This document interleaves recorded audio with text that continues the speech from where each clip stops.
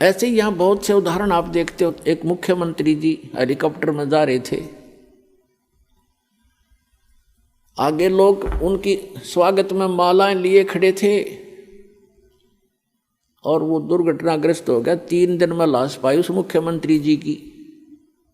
और अब क्या बनेगा आगे का हमें पता है, दास को पता है, परमात्मा के विधान से परिचित। अगले जन्म में गधा बनेगा। अपने पूर्व जन्म की मलाई को नाश कर लिया, आगे भक्ति की नहीं, चार्जर ठीक मिला नहीं। पुण्यात्मा होते हैं जितने मंत्री हैं या अफसर हैं, अधिकारी हैं, या कोई व्यवसाय है जिसका, और या वैसे मानव श्री प्राप्त है जिनका, तो वो भक्ति के लिए भटकते रहते। वो चाहते हैं भक्ति करें और वो करते भी रहते थोड़ी बहुत, लेकिन वो साधना ठीक नहीं। शास्त्र विधि को त्याग कर दो, मनमाना आचरण करते। जैसा आपको रोहतक के एक परिवार का उदाहरण दिया, वो साधना कर रहे थे, शास्त्र विधि त्याग का मनमाना आचरण कर रहे थे। वो नकली गुरु था जो उनसे क्रियाएं करा रहा था, और उनको ये भ्रम था कि तुम इन गुरु जी के द्वारा बताएगी साधनाओं से आप सुखी हैं। अब इस तत्व ज्ञान की रोशनी में आपको पता चलेगा कि वो उसके पूर्व जन्म के प्रारब्ध थे, वो पूर्व जन्म के संस्कारों से बनी किस्मत में लेख थे, उनको वो मिटा नहीं सके वो गुरु और उनकी साधनाएं। और ये सतपुरुष कबीर भगवान की साधना इस दास के पास है। इससे कहते हैं संत शरण में आने से आई टले बला, और जय मस्तक में सूली हो मृत्यु हो वह कांटे में टल जा।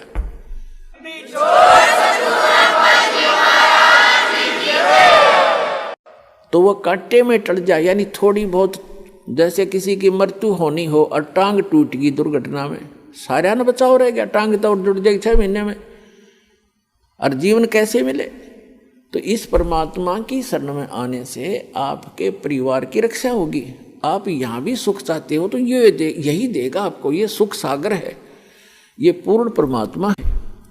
और फिर यहाँ से जब आप जाओगे सतलोक में जाओगे, वहाँ आपके बहुत बड़े बड़े महल, सुंदर महल यूं के यूं रखे खड़े हैं, वो खाली पड़े हैं।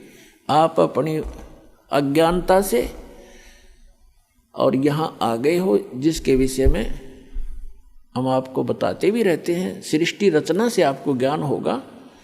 सृष्टि रचना की दास ने प्रवचन कर रखे हैं, उनकी CD उपलब्ध है, और पुस्तकों में भी भक्तों ने बना रखे हैं, वो आप पढ़ सकते हो, सुन सकते हो।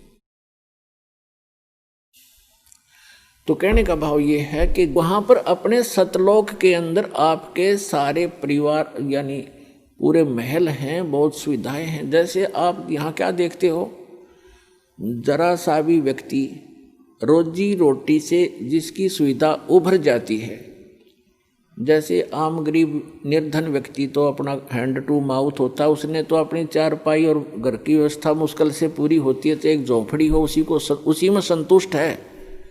और जिसका थोड़ी सी पोस्ट हो जाती है, थोड़ा सा धन हो जाता है, तो वो क्या करता है, कोठी हो, सुंदर चारों तरफ चिप्स लगी हो, मार्बल लगा हो, पत्थर लगा हो, आगे लान हो बहुत बड़ा सुंदर, और उसके अंदर बगीची बनी हो चारों तरफ के, उसमें फुहारे छूट रहे हों। ये प्रत्येक की नीयत है कि जैसे इनमें मैं ठाठ लूँ, और ठाठ खाक लेगा। यहाँ तो चाहे वो फुहारे भी ला ले और सारी कोठी भी बना ले और बड़ा एक फार्म भी बना ले, और अंदर टेंशन 20 उसका, उसमें धक्के खाओ फुहारे में, तब भी चैन से नहीं रह सकता। तो ये हमें क्यों ऐसा लाइक है, क्यों पसंद है? क्योंकि हम ऐसे स्थान पर रहा करते, वहाँ हमारी सुविधाएं ऐसी हैं। इसी की नकल इस काल ने कर रखी स्वर्ग में।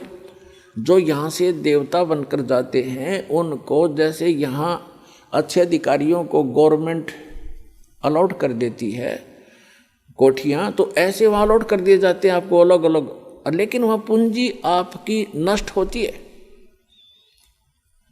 आपका पुण्य अक्षीण होता है।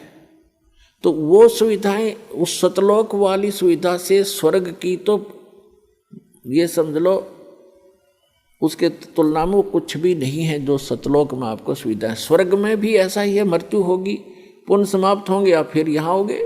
स्वर्ग के देवता भी गधे की योनि से स्टार्ट होते हैं, बताओ खा के ये स्वर्ग का राज्य और क्या इस पृथ्वी का राज्य। तो सतलोक के अंदर आपको ये सभी सुविधाएं उपलब्ध हैं। जैसे अभी तक ये नकली पंथ कबीर साहब की वाणी चुरा के अरे एक पंथ चला बैठे, कितने जीवों का नाश कर दिया। राधा स्वामी पंथ, जय गुरुदेव पंथ, और ये सच्चा सौदा सिरसा और जगमाल वाली पंथ, एक ये जनौद के अंदर बना हुआ है ताराचंद पंथ, ये भी उसी कुएं का जल है राधा स्वामी वालों का। तो ये क्या बताते हैं ऊपर कि प्रकाश ही प्रकाश है, चेतन ही चेतन है। वहाँ पर आत्मा ऐसे लीन हो जाती है जैसे बूंद समंदर में, वहाँ और कुछ है ही नहीं। ऐसे कबीर पंथी बताते हैं भगवान निराकार है, आत्मा उसमें जाकर मिल जाती है। एक ये जम्मू वाला चतुरता दिखाई इसने। फिर बताते हैं परमात्मा कहते हैं चोर चुरावे तुमड़ी गाड्डे पानी में, वो गाड्डे हुआ ऊपर आवे न सच्चाई छनी ना।